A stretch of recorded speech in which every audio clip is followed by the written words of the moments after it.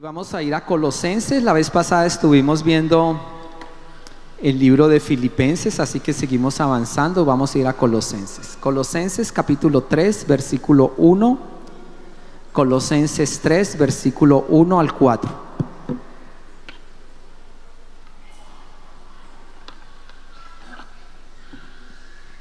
Y dice la palabra del Señor, Colosenses 3, 1. Ya que han sido resucitados a una vida nueva con Cristo, pongan la mira en las verdades del cielo, donde Cristo está sentado en el lugar de honor a la derecha de Dios. Piensen en las cosas del cielo, no en las de la tierra, pues ustedes han muerto a esta vida y su verdadera vida está escondida con Cristo en Dios. Cuando Cristo, quien es la vida de ustedes, sea revelado a todo el mundo, ustedes participarán en toda su gloria. Señor, yo te doy gracias por tu palabra. Te pido que tú nos hables, que nos enseñes y que nos bendigas, Señor, en esta hora. Te pido, Dios mío, que nos estés hablando y enseñando, que tú nos estés dando revelación de tu verdad, nos estés iluminando con tu buena palabra, Señor. Nos estés cambiando la vida con el poder de tu Espíritu Santo y de tu Evangelio. Cámbianos, transfórmanos, cámbiame a tu imagen. Dile al Señor: Señor, háblame y cámbiame, límpiame por dentro, que tu palabra quede grabada en mi ser. Te lo pido, Dios mío. Aquí he venido en esta hora a escuchar de ti, a escuchar tu voz, en el nombre de Jesús. Amén. Bien, Colosenses está hablando de un tema central que es Jesucristo. La iglesia de Colosas es una iglesia que estaba influenciada por muchas ideas griegas y mundanas de la época y estaba desviándose de la fe, y por esa razón Pablo escribe esta carta. Esta carta fue escrita en compañía de otras dos cartas al mismo tiempo. Fue escrita desde Roma. Pablo estaba encarcelado y envía esta carta. Él la escribe junto con la carta de Efesios y la carta a Filemón. Así que Filemón hace parte de la iglesia de Colosas. Filemón y Otoniel seguramente han escuchado. Y Pablo entonces aprovecha y escribe esta carta a estos hombres. Piensa que en el mundo griego es un mundo muy intelectual, es un mundo de muchas ideas y preguntas, y seguramente por esa razón ellos estaban incursionando a escuchar filósofos, y como dice Pablo, y estaban oyendo huecas sutilezas y estaban desviándose del camino de Cristo. Así que el tema central de la carta es que Cristo es superior a todo. Cristo es superior a toda filosofía, conocimiento hueco. Cristo es superior a todo gobernante, a todo rey. Cristo es el superior. Y si yo conozco a Jesús, tengo más que cualquier persona. Por eso comienza diciendo: ya que han sido resucitados a una vida nueva con Cristo, pongan la mirada en las verdades del cielo. Yo quiero centrarme allí un segundo. Dice: ustedes han sido resucitados a una vida nueva con Cristo. Esta palabra es fundamental. En Cristo Jesús hay una vida nueva. No la hay en otra filosofía, no la hay en otra doctrina. Y esto lo está diciendo desde el capítulo número 1, cuando Él les empezó a escribir la carta. En el capítulo 1, versículo 6 dice: esta buena noticia que llegó a ustedes ahora está corriendo por todo el mundo. Da fruto en todas partes mediante el cambio de vida que este evangelio produce. así como les cambió la vida a ustedes desde el primer día que oyeron y entendieron la verdad maravillosa de la gracia de Dios. Lo que está diciendo acá es que este evangelio le está cambiando la vida a muchas personas y está trayendo frutos de justicia, así como les cambió a ustedes la vida para bien. No hay otro evangelio, no existe otra doctrina que pueda hacer esto. Y por eso este capítulo 3 versículo 1: ya que ustedes han resucitado a una vida nueva con Cristo. En Cristo tenemos vida nueva. El ladrón deja de ser ladrón y se vuelve un hombre honesto que ayuda a los demás. El promiscuo, 7 mujeres, se vuelve un hombre fiel a su esposa. El borracho degenerado se vuelve un hombre que guarda su dinero y tiene dominio propio y tiene autoestima, y empiezan a cambiar las cosas, y solo lo hace el evangelio. Y él está diciendo, y este evangelio que les llegó a ustedes y les cambió a ustedes la vida, le está cambiando la vida a muchas personas a lo largo del mundo. Así como pasa en Jukun. Ya vieron a ustedes, aquí había una chica australiana, un chico de Paraguay, chicos en todas partes. Hace 8 días veíamos chicos que venían de otros lugares, de Montana, de yo no sé dónde, de abuelos de por allá de Filipinas, en todas partes. Y solo el evangelio cambia la vida, no hay otro.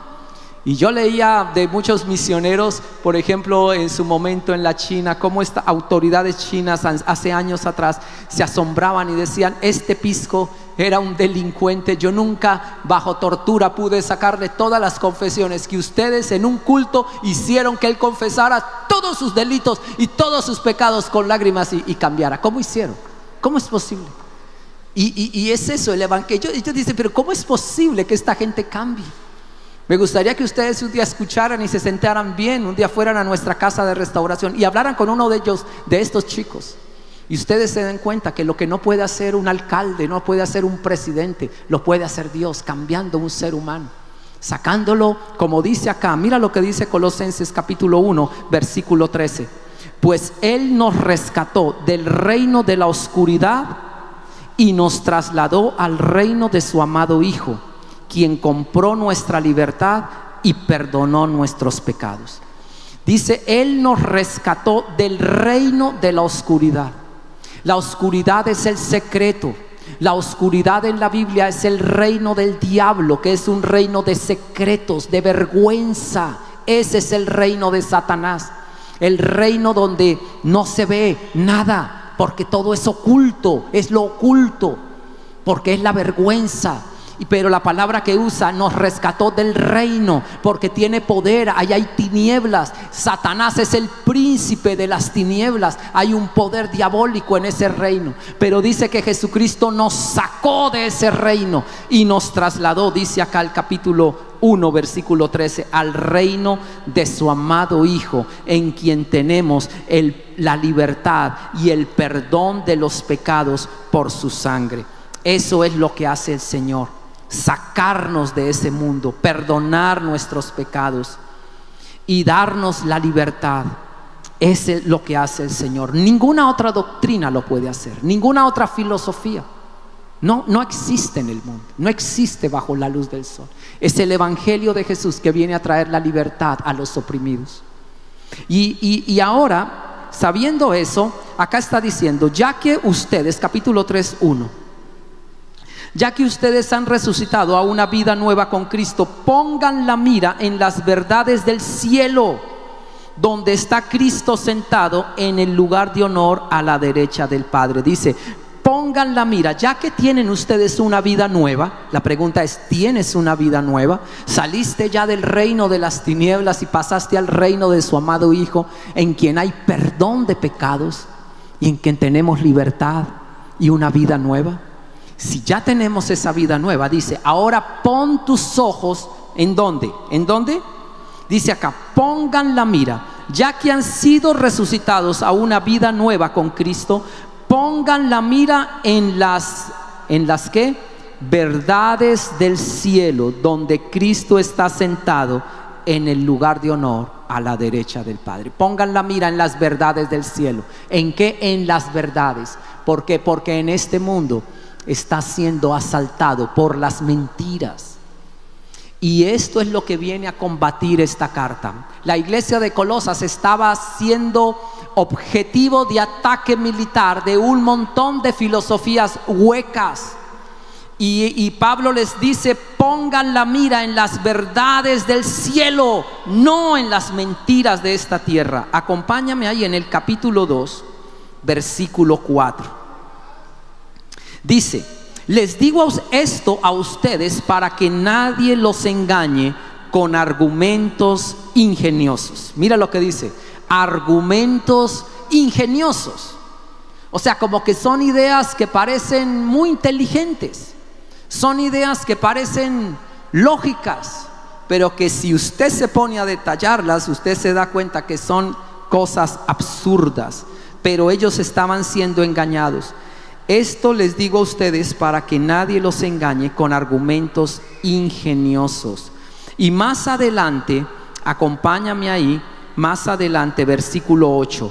No permita que nadie los atrape con filosofías huecas y disparates elocuentes que nacen del pensamiento humano y de los poderes espirituales de este mundo y no de Cristo. Mire cómo son estas filosofías, qué características. Está diciendo que son argumentos ingeniosos, o sea, parecen buenos argumentos. Número 2, pero son filosofías huecas. Y dice que son disparates elocuentes. En la Reina Valera dice con sutilezas, que nos atrapan con sutilezas filosóficas. Disparates elocuentes que nacen del pensamiento humano, o sea, de las brillantes ideas humanas, pero también dice que nacen de poderes espirituales de este mundo y no de Cristo. Nacen de poderes espirituales, quiere decir de demonios. Y cuando yo leo esto, yo me doy cuenta que nuestra cultura ha sido permeada por doctrina de demonios hace mucho tiempo. Lastimosamente es así. Y nosotros no la hemos percibido. Por lo menos yo no la percibí. Pero muchas filosofías están permeadas por doctrina de demonios. Y hoy parece que fueran absurdas, o parece que fuera absurdo decirlo. Yo ya les he comentado, y si usted quiere hacer un estudio de, por ejemplo, uno de los personajes que tanto ha influido en nuestra visión del mundo, Carlos Marx. Y quiero que usted mismo lo investigue para que no diga que yo fui que se lo dije, porque si no alguien se angustia acá de lo que voy a decir. Carlos Marx fue un hombre satánico, participó en sectas de ocultismo, escribió poemas satánicos. Búsquelos, por favor. No me crea a mí, búsquelo e investíguelo si yo le estoy diciendo mentiras. Pero cómo le han lavado el rostro a este sujeto que fue un hombre satánico, manifiestamente escribió poemas y literatura, escribió, ahí están. Que no le hayan dicho a usted en su colegio es otra cosa, y que no me lo hayan dicho a mí, pero eso es otra cosa. Pero entienda que estamos permeados por ideas y filosofías que nos han llegado de fuentes, dice la Biblia, diabólicas, y otras filosofías de muchas inteligencia humana, pero no es conforme a Dios. Y en este momento estamos siendo objeto de un ataque cultural como nunca antes. Acompáñame a Colosenses capítulo 3, estamos en Colosenses, versículo 18. Esposas, sujétense cada uno a su esposo, como corresponde a quienes pertenecen al Señor. Maridos, ame cada uno a su esposa y nunca la traten con aspereza. Hijos, obedezcan siempre a sus padres, porque eso agrada al Señor. Padres, no exasperen a sus hijos para que no se desanimen. Aquí Pablo, en medio de lo que está declarando que pongan su mira en las verdades del cielo, empieza a declarar en ese mismo capítulo una de las verdades fundamentales del cielo: la institución de la familia. Uno de los objetivos militares de la agenda mundial supranacional que se está tratando de imponer a las malas. Frente a sus ojos y frente a todas estas pantallas de celulares que usted tiene allí. Y tenemos que saber de qué trata esta agenda, pero acá lo que está diciendo la Biblia es que es una verdad central, que Dios instituyó la familia. Y Dios instituyó los roles del esposo y la esposa.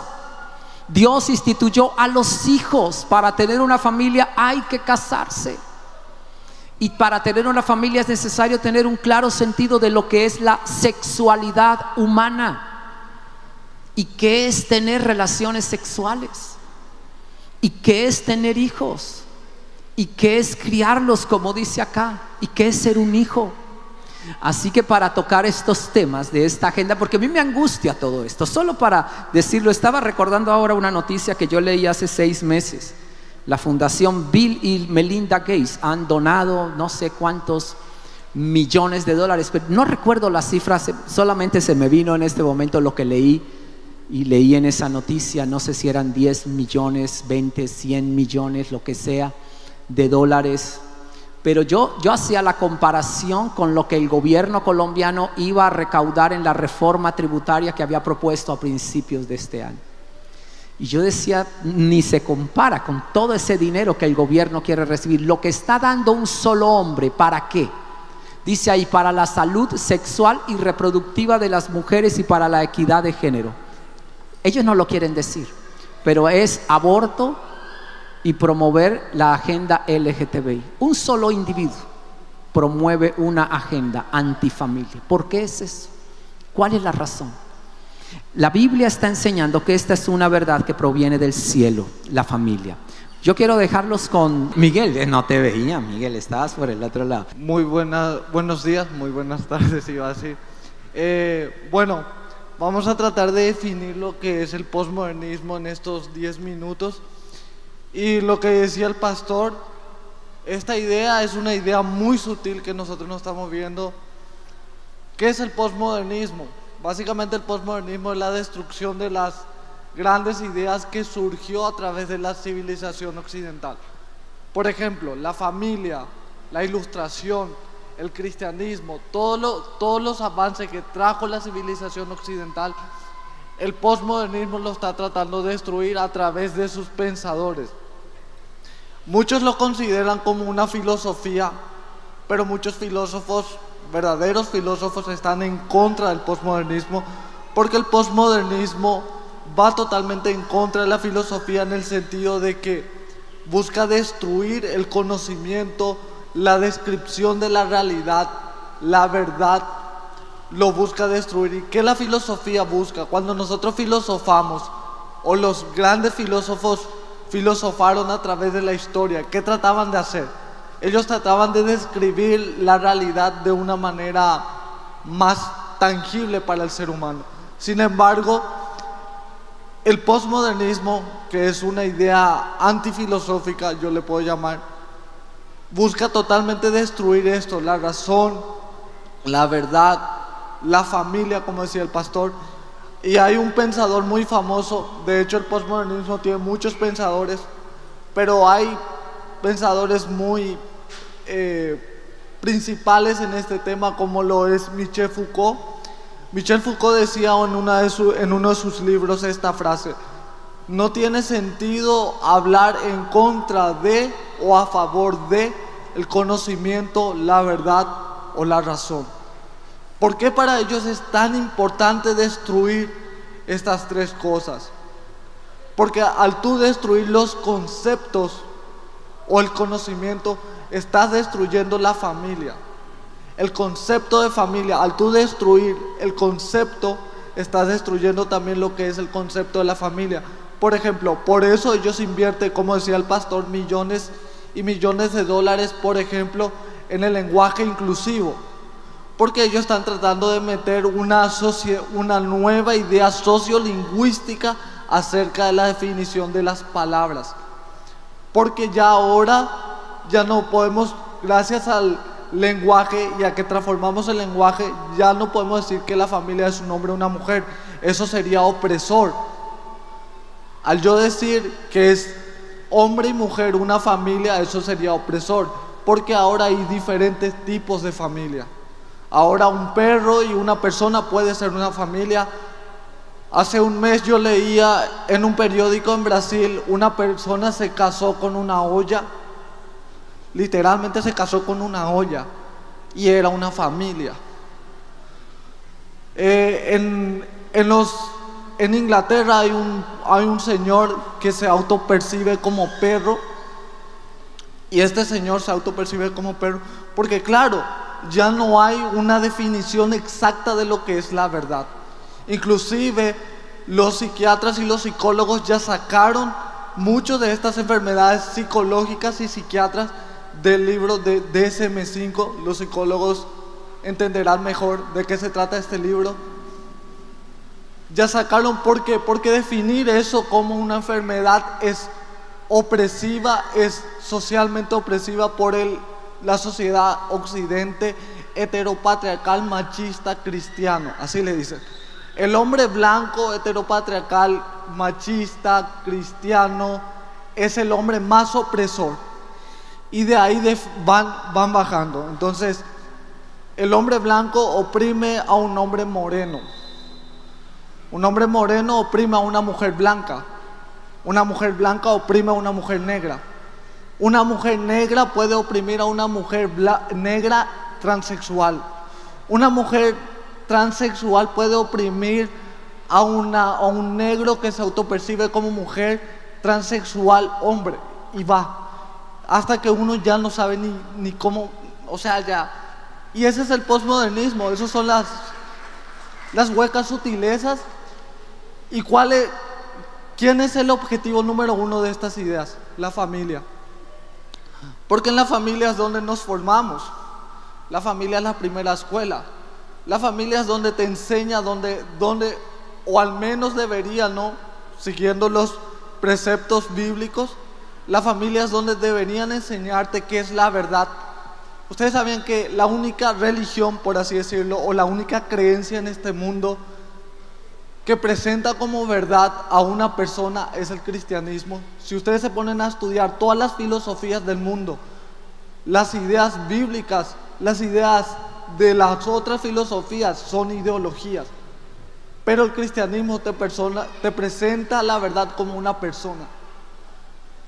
Y en la familia es donde aprendemos todo esto. Por eso quieren destruir nuestra sociedad. Y sí, yo sé que Colombia y muchos países de Latinoamérica tienen un poco de problemas, pero no despreciemos el legado que el cristianismo nos dejó a nuestra sociedad. Y uno de esos es la familia. Y para ir cerrando, yo quiero mostrarles lo que una familia puede hacer en una sociedad. Y por eso ellos quieren destruir, porque si consiguen destruir el concepto de familia, van a conseguir destruir esto que esta familia nos dejó a través de la historia. Y quiero leerles lo que consiguió una pareja, un esposo y una esposa, que es Jonathan y Sarah Edwards. Yo no sé si habían escuchado de ellos, pero yo quiero leerle todo lo que ellos dejaron a la familia, y no solamente a la familia, sino a su nación. Solamente enseñando los preceptos bíblicos de lo que es la verdad, la razón, la lógica y los principios bíblicos. Entonces, escuchen lo que se hizo un estudio de sus descendientes, de más de 1400 descendientes de Jonathan y Sarah. De estos, 13 fueron presidentes de universidades, 65 fueron profesores, 100 abogados, 30 jueces, 66 médicos, 80 ocuparon cargos públicos, incluyendo 3 senadores, 3 gobernadores y un vicepresidente de la nación. Eso es lo que consiguió una familia a través de la historia. Y muchos se preguntan por qué Estados Unidos es lo que es. Ellos están en América, ¿será porque ellos son blanquitos y nosotros no? No, es porque aplicaron los principios bíblicos. Pero infelizmente ellos, como nosotros, están cayendo en esta mentira de lo que es el posmodernismo, que te dice: tú puedes construir tu propia verdad y yo puedo construir la mía. Está bien, yo no me meto en problemas, en discusiones, a mí no me gusta debatir. Esa es tu verdad, yo tengo la mía. entonces estamos todo bien. Y nos presentamos como víctima ante esta sociedad, y todo el mundo es víctima y todo el mundo busca ser víctima, porque eso es lo que el posmodernismo promueve. Y ya ahorita los indígenas son víctimas de los criollos, no sé cómo se le llama, de los mestizos, los campesinos de los empresarios, los indígenas de los campesinos, y están fragmentando nuestra sociedad en la familia, los padres contra los hijos, porque piensan que quieren promover leyes que, por ejemplo, puede hacer que un hijo denuncie a su padre solamente por corregirlo y decirle la verdad, porque eso a ellos les conviene. Infelizmente no estamos leyendo la Biblia. Hay un estudio que demuestra en una iglesia que se hizo en los Estados Unidos que de 2,000 miembros que tenía la iglesia, solo el 2% leyó la Biblia completa. Y obviamente que vamos a tragarnos todas esas ideas si en nuestras iglesias los domingos le enseñamos a nuestros hijos a pintar el arca de Noé, y en las universidades le están metiendo de 8 a 9 horas de pensamiento humanista y filosófico. Entonces obviamente que nuestros niños van a creer estas cosas, y nuestros jóvenes, a mí me duele. Mi generación, ¿cómo se le dice? La generación de cristal. No nos pueden decir nada porque nos ofendemos, porque claro, la verdad está desconstruida, no podemos escuchar verdad, porque confronta y cambia, como decía el pastor. Entonces, estamos realmente pendiendo de un hilo, pero tenemos la esperanza de la palabra de Dios. Y les invito hoy, si usted no quiere perder su familia frente a estas ideologías o a estas ideas que está pasando, póngase a estudiar de la palabra y póngase a ver de la batalla que estamos viviendo, la batalla de ideas que estamos viviendo. Esto del aborto, el feminismo, la ideología de género y todas esas cosas no empezaron ayer. Esto viene de pensadores como Foucault, Simone de Beauvoir, Carlos Marx, Engels y muchos otros, que hace años, Nietzsche, él decía: Dios ha muerto y nosotros los hemos matado, en un pequeño ensayo. Y nosotros literalmente vivimos nuestra sociedad hoy en día como si fuera que Dios ha muerto.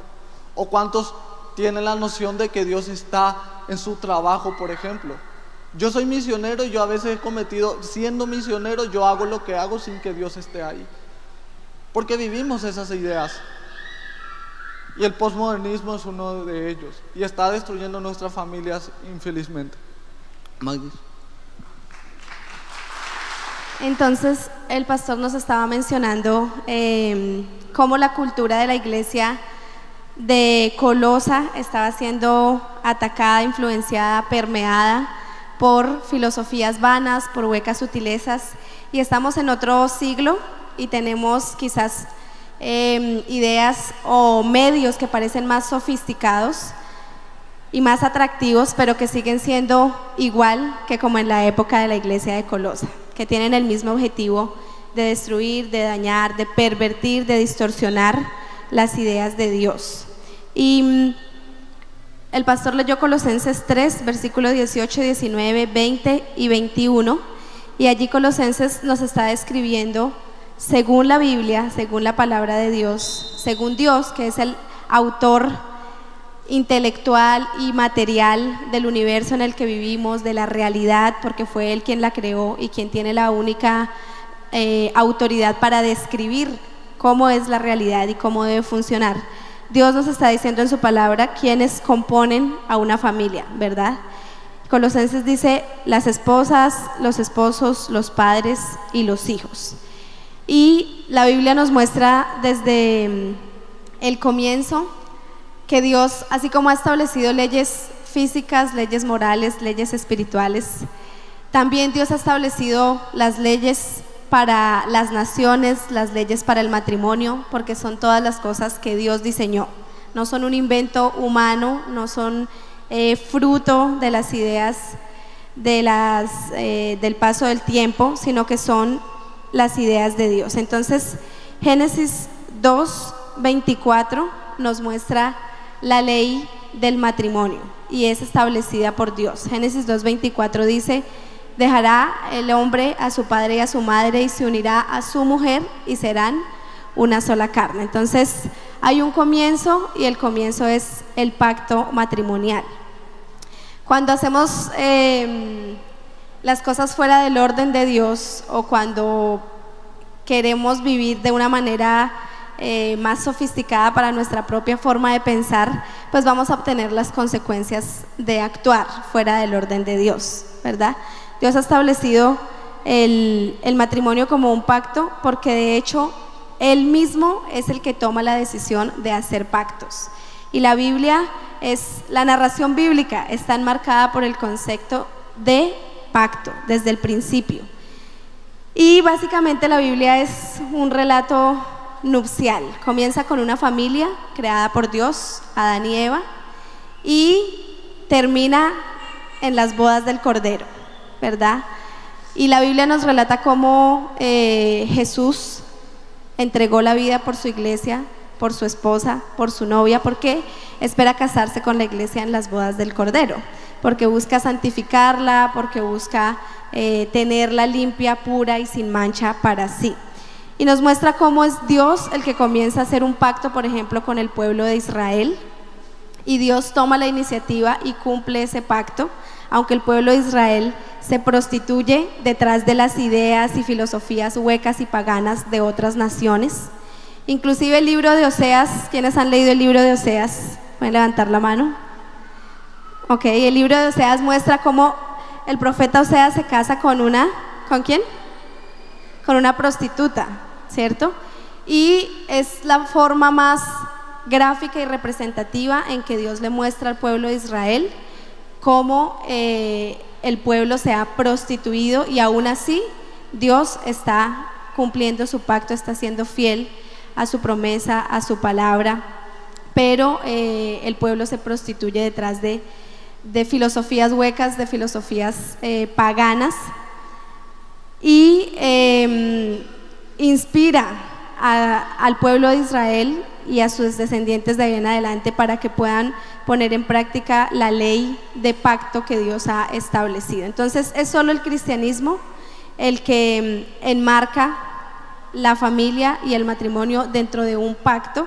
Es solamente el cristianismo el que le da igual valor y dignidad tanto al hombre como a la mujer. No hay ninguna otra ideología ni filosofía que valore tanto al hombre como a la mujer. Es solo la Biblia en Génesis 5:2 la que dice que Dios creó al hombre y a la mujer a su imagen y a su semejanza y los bendijo, y son iguales en valor, iguales en dignidad por el hecho de ser creados a la imagen de Dios. Tienen roles diferentes, por supuesto, responsabilidades diferentes, son diferentes físicamente, anatómicamente, emocionalmente, pero son iguales en dignidad y valor delante de Dios.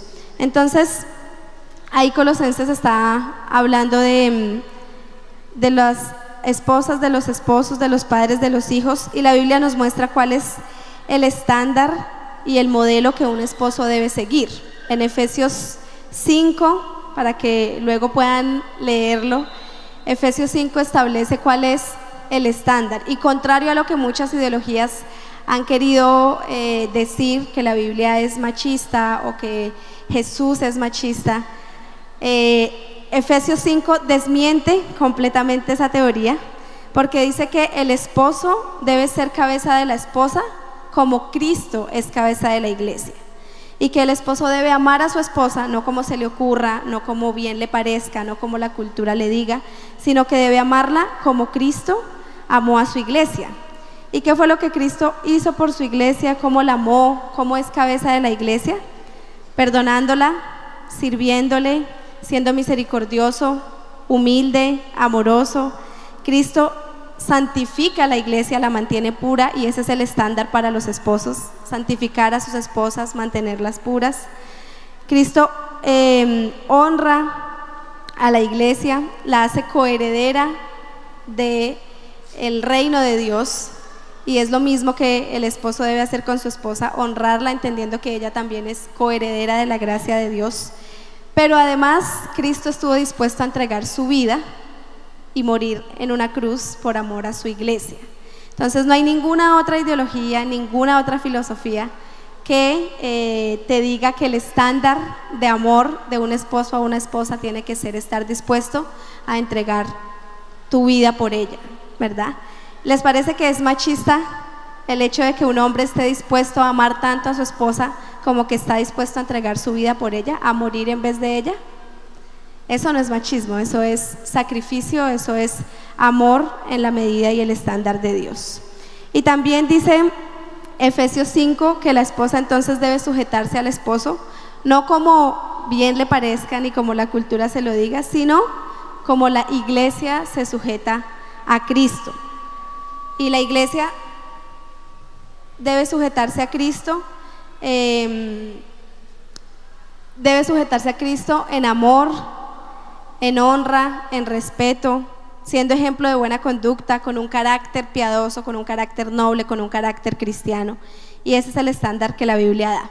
Pero también la Biblia enseña el rol de los padres, que debe ser, como dijo el pastor, no solamente garantizarles el ingreso a una institución académica, pero realmente educarles, enseñarles, disciplinarles, corregirles, instruirles en la verdad de Dios. Entonces, si Dios es el creador de todas las cosas y si Él fue el que estableció las leyes físicas y naturales, ¿será que Dios no tiene cosas que enseñar y decir respecto a la biología, las matemáticas, la física, la química? Entonces, el propósito de la educación debe ser conocer a Dios y conocer la verdad, y esa es la labor que los padres tienen, de instruir, disciplinar y corregir sin maltratar y sin exasperar a ira a los hijos. Pero también los hijos tenemos una responsabilidad de honrar, de respetar, de obedecer a nuestros padres y de ser entrenados por nuestros padres para ser los futuros ciudadanos de la nación, ¿sí? El hogar es la primera esfera de influencia en una sociedad. El hogar es la primera sociedad pequeña que se empieza a formar y es la primera esfera de gobierno. Ahí es donde aprendemos a ser gobernados, donde tenemos límites, normas, instrucciones, orden. Y la familia refleja qué es lo que hay en la nación.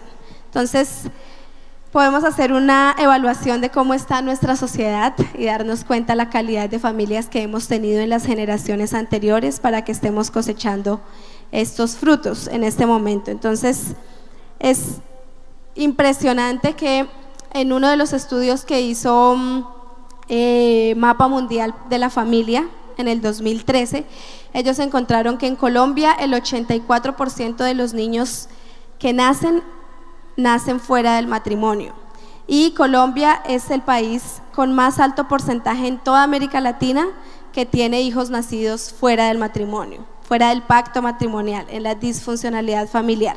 Y el estudio muestra también el impacto que esto trae sobre la vida de una persona, cómo les afecta en su desarrollo cognitivo, emocional, académico, espiritual. Entonces, por eso es que la familia es un blanco de ataque de las diferentes ideologías y filosofías, porque si se logra destruir, entonces va a generar un gran desastre en medio de la nación y de la sociedad.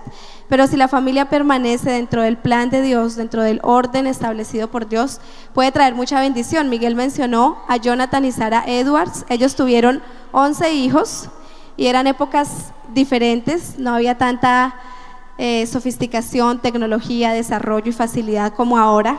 Sarah Edwards tenía que coser y tejer la ropa de su familia. Las condiciones de salubridad en esa época eran nefastas, estaban después de la Segunda Guerra Mundial. Ellos tenían que hacer muchas cosas para su familia, pero aún así ellos se mantuvieron en el orden de Dios dentro del matrimonio, criaron, educaron, enseñaron a sus 11 hijos y lograron trascender en sus generaciones con todo lo que Miguel contó, ¿sí? Y al mismo tiempo, con ese estudio, evaluaron a la familia de Jonathan y Sarah Edwards y otra familia, la familia de los Yuk, que eran contemporáneos, pero esta era una familia completamente anticristiana, antibíblica, y ellos también tuvieron consecuencias. También en su descendencia se encontraron delincuentes, se encontraron ladrones, violadores, drogadictos, y se hace el contraste en este estudio, pueden buscarlo en internet, es muy recomendado. Y ahí nos damos cuenta cómo el orden de Dios, el plan de Dios, no solamente beneficia a los individuos, pero también trae un orden y un beneficio y una prosperidad a la nación.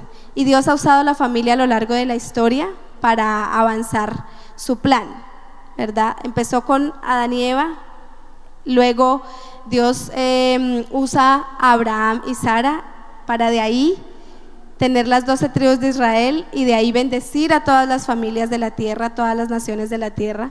Pero también a Jesús, el Salvador, el Señor, Dios lo pone dentro de una familia, ¿verdad? Dios usa a María y a José como una familia para traer bendición a la sociedad. Entonces, este es el desafío que tenemos como cristianos, de no conformarnos a las ideas y a las filosofías huecas. Nosotros hemos recorrido diferentes países, ciudades, iglesias, y desafortunadamente lo que más nos encontramos es a cristianos hablando como paganos y diciendo, no, el matrimonio ya pasó de moda, no tiene ningún sentido, casarse es para brutos, yo no quiero perder mi vida, yo quiero ser exitoso, yo no quiero tener hijos, mejor me compro un perro. Esos son los pensamientos que estamos teniendo, y ahí nos damos cuenta cómo la cultura, como en la época de la iglesia de Colosas, estaba influenciando a la iglesia en nuestra época también, ¿verdad? Y tenemos que evaluar cuáles son las razones por las que pensamos así. Era mi caso también, hace 8 años atrás, era el pensamiento que yo tenía, a pesar de que había ido por 21 años a una iglesia, pero mi mente no había sido transformada por la cosmovisión bíblica, por el entendimiento de la palabra de Dios. Ahora no pienso de esa manera, ahora tengo un entendimiento y una revelación diferente de la importancia y el valor de la familia y de lo trascendental que es que podamos obedecer a Dios en sus planes, en sus modelos, y que podamos defenderlos aún en medio de la batalla de ideas y de la cultura que estamos teniendo.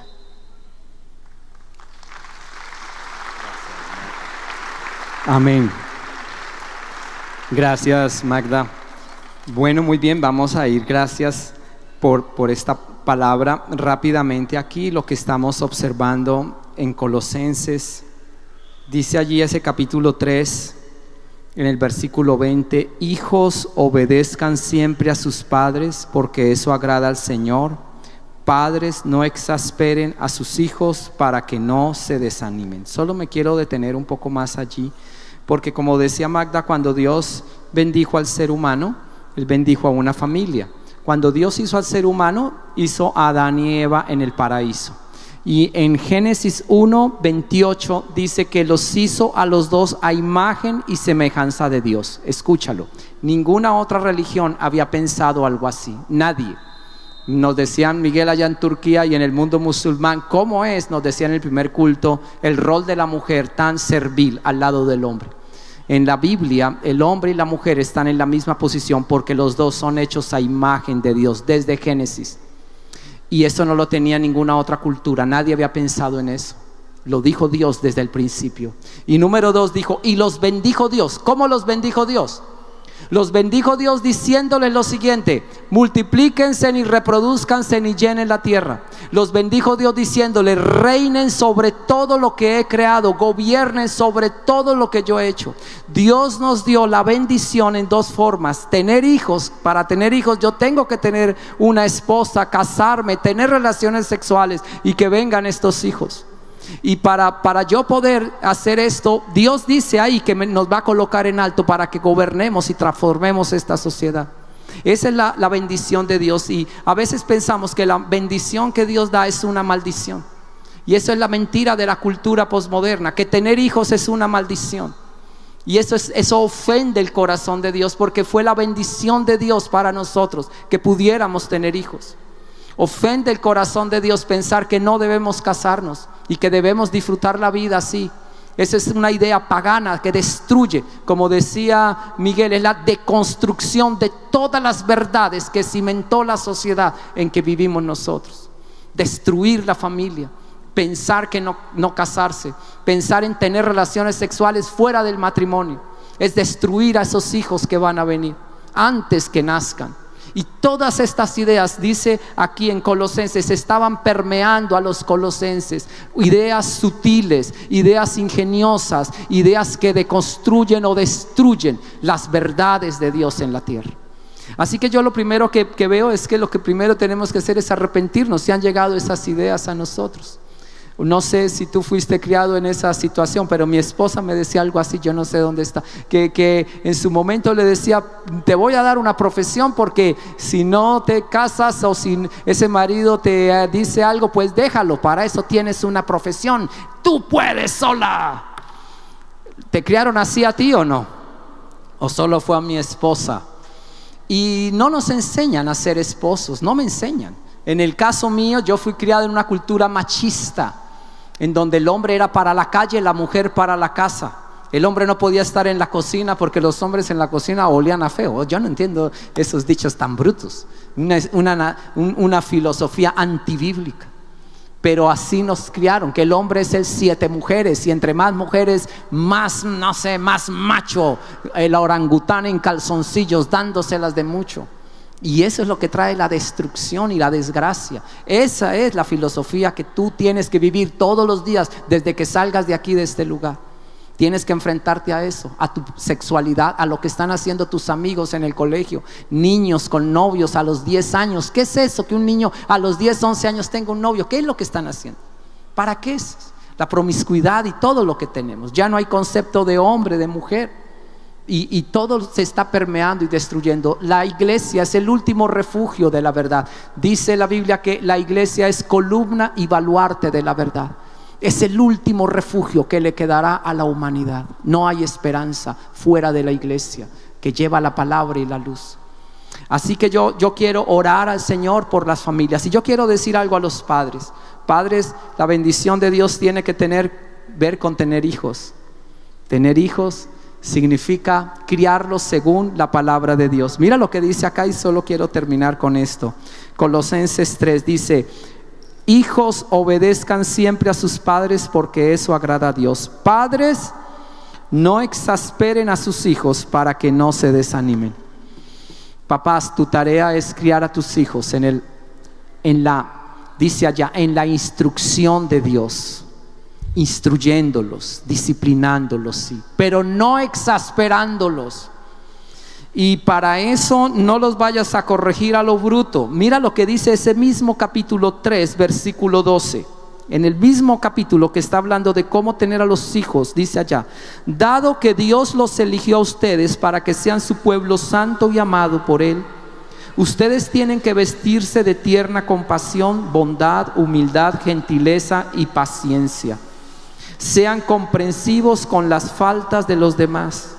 Y mire lo que dice: dado que Dios los eligió para que sean su pueblo santo y amado, vístanse de tierna compasión, de bondad, de humildad, de amabilidad y de paciencia.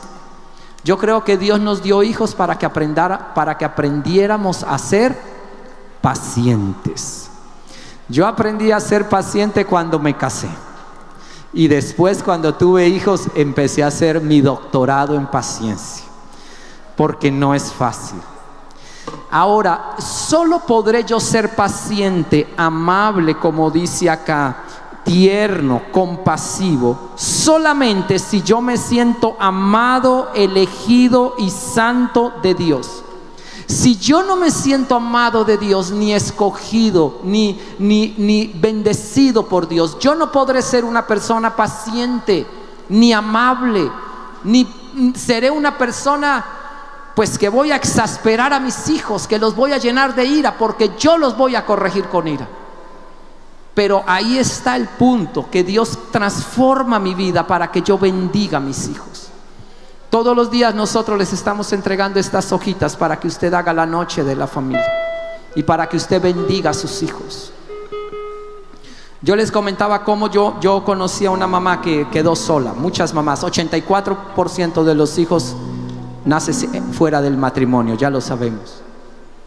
Y esta mamá sola, con sus 2 hijitos chiquitos, y estaba muy angustiada porque no sabía ahora qué hacer, cómo educarlos. No hay una figura paterna. Papá vago, degenerado, 7 mujeres, ¿qué hago? Y bueno, ella era buena cristiana, sabía que tenía que hacer la noche de la familia. Después de un tiempo me la encontré. Yo dije, qué hijos tan preciosos, qué hijos tan juiciosos, tan de Dios, tan bellos. ¿Cómo hizo, mamá? ¿Cuál es el secreto? Cuéntame. Yo tengo que aprender porque a mí me ha costado más duro. Y me dijo, sí, no fue fácil, no fue fácil. Es que ser papá o mamá no es fácil. Nada de lo que valga la pena es fácil. Si algo es fácil es porque no vale la pena. Así que construir una familia no es para los facilistas. Y ella me dijo, no sabía bien cómo hacer la noche de la familia y se me empezaban a aburrir los hijos. Así que yo hice una cosa, obligatoriamente noche de familia todas las noches. Así no me escuchen y que digan que yo soy cantaletosa. Pero para no ser cantaletosa, entonces hice una cosa. Les dije, ustedes escogen de estos conferencistas y predicadores y pastores una charla de 20 minutos. Y así hicimos. Hoy en día ellos se pelean por, no, yo soy el que escojo, no, yo escojo, y yo escojo este tema, yo escojo el otro. Y entre ellos se pelean todas las noches 20 minutos. ¿Tú crees que alguien expuesto a la palabra de Dios en un lenguaje juvenil, 20 minutos toda la noche, 1 año, 2 años, 5 años, 10 años, 15 años, impactará la vida de alguien? Claro que sí. Esta mamá los bendecía después. Y esta mamá oraba por sus hijos. Y yo sí decía, qué bendición, mamá. Eso es ser papá. No es fácil, no es fácil. Y sentarse con el hijo para gastar el tiempo que yo tengo para ser tan exitoso en la vida. Y sentarme con él a instruirle, a hablar con él, a enseñarle. Yo les decía a ustedes el valor que es leer un libro con los hijos. A mí me bendijo muchísimo a mi familia leer los libros de Narnia, 7 libros de Narnia, todos los leímos. Y si usted se da cuenta, uno no los va a leer de un día para otro. Yo creo que con cada hija me demoré como 3 años leyendo los 7 libros de Narnia. Pero qué bendición. Qué bendición usted sentarse con su hijo y leer esas historias de reyes, príncipes, dragones, batallas, castillos, el Atemao por allá que se fue de mula y no, eso, y hablábamos y se reía uno, y historias asombrosas. Y puede uno conversar, salen enseñanzas, salen moralejas, salen valores para hablar y les quedan eso y no sé, desde ahí se enamoraron de la lectura. Qué bendición, qué bendición. Papá, haz la noche de la familia, siéntate con él, hazla, bendice a tu hijo. Como decía Miguel, los ponemos a pintar el arca de Noé allí y pensamos que no, ya con eso el niño ya quedó, pero mejor dicho, armado para toda esta batalla cultural. Aprendió a pintar el arca de Noé, gloria a Dios. No, papá, no hay que ser tan iluso, necesitas sentarte y hablar con ellos, disciplinarlos, no los exasperen, no es a los gritonazos, no es a los mechonazos, lea la Biblia, ore a Dios, no sea tan vago, ¡pum! No, papá, los está convirtiendo no sé, en anarquistas, en rebeldes con causa. No haga eso, papá. Número 2, y termino con esto, esposos. Acá hay varios esposos y hay varias esposas. Dice, esposos, ame cada una a su esposa y nunca la trate con aspereza. Versículo 19. Esposos, que la ame como Cristo amó la iglesia, nos decía Magda, no como a ti se te ocurra, no como las ideas de la filosofía de este mundo, como Cristo amó a la iglesia, así tengo que amarla, sacrificarme por ella. Oh, no es fácil, y no tratándola con aspereza. ¿Por qué nos dice eso Dios a nosotros los hombres? Yo pienso que porque nosotros los hombres somos ásperos por naturaleza, como la esponjilla de acero, así a lo rudo, a lo salvaje. Yo no sé por qué. Pues cuando tú te casaste, Dios te dio a ti alguien tierno y suave. La Biblia dice como un vaso más frágil y hermoso. Trátala con dulzura. Para mí no era fácil. No era fácil. No sé si era por mi mi naturaleza orangutana de niño o qué era, pero yo no sé si fui criado muy a lo salvaje o qué, pero yo me exasperaba y gritaba En el primer tiempo de mi matrimonio, sí, no es fácil. Yo decía, Dios mío, me voy a volver loco. Pero yo ¿con quién me casé? No puede ser. ¿Cómo? Yo nunca la puedo tener contenta. Nunca está mal conmigo todos los días. ¿Qué hago? Me voy a escapar de este matrimonio. Lo chistoso es que yo tengo que aconsejar a muchos matrimonios, y los que más me dan risa dentro de mí, no, yo me río dentro de mí, los matrimonios jóvenes que me dicen lo mismo, porque aconsejo a los esposos. Esposo, ¿cómo va? No, yo no sé qué pasa. Siempre está brava conmigo. ¿Qué es lo que estoy haciendo yo de mal? Esto es la locura. Sí, así es. Mi hermano, muere a ti mismo. Muere a ti mismo. ¿Se puede construir el cielo en la tierra? Sí se puede. Solo si la semilla de grano muere, podrá traer el cielo a la tierra. Si tú sigues siendo como alguien que me regaló un libro a mí del matrimonio, no seas un marrano egoísta, decía el título. Si tú puedes dejar de ser ese marrano egoísta y morir a ti mismo, vas a ver que tu esposa va a empezar a florecer y tus hijos también. Pero todo comienza con que tú mueras a ti mismo y puedas conocer al Señor de verdad. Y lo mismo la esposa. Sujetarse a un marido que no parece tan inteligente no es fácil. Y yo no sé por qué siempre yo pregunto a las esposas, y más o menos es la misma respuesta. ¿Cómo vas con...? ¡Ah! No se le ocurre nada, con esa cara de atembado que tienes, que no sé, pero no tiene aspiraciones, no hace. Yo le digo y lo empujo. No, ya me cansé, pastor. ¡Ah! Y ahí...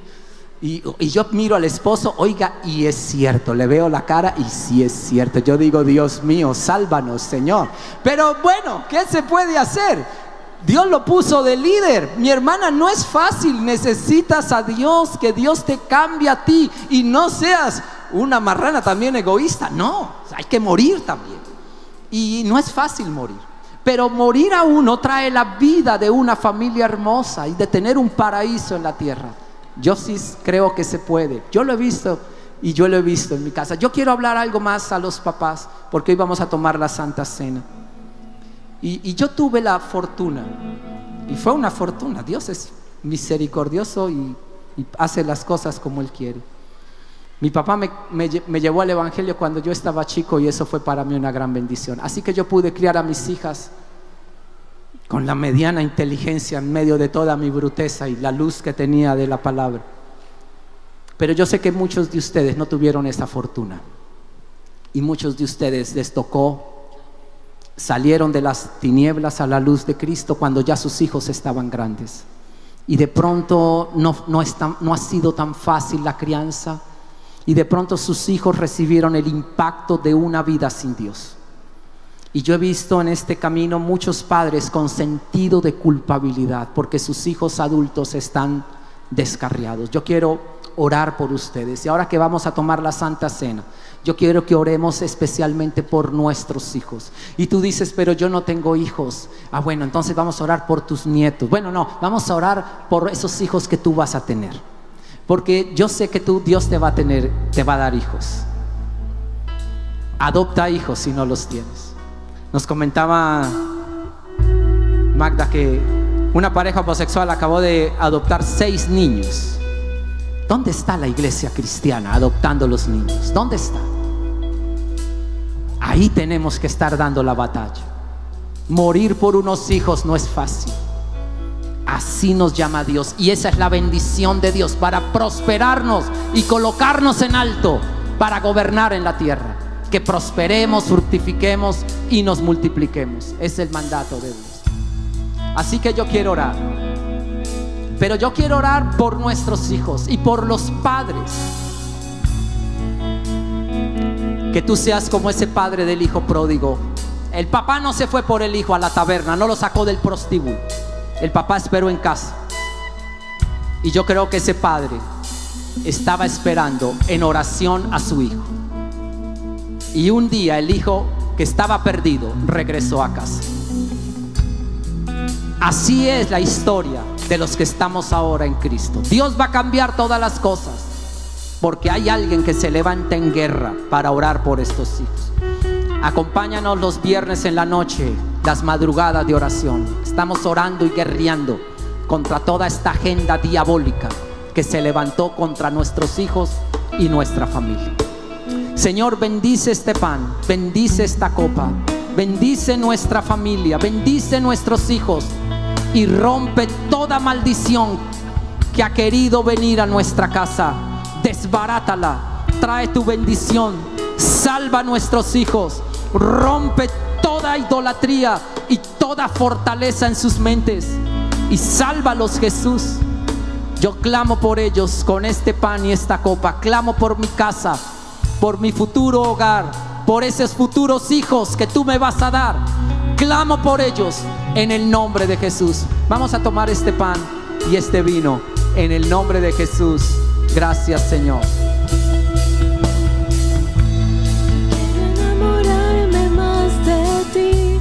Enséñame a amarte y a vivir conforme a tu justicia y tu verdad. Con mi vida quiero adorar todo lo que tengo, lo que soy, todo lo que he sido te lo doy.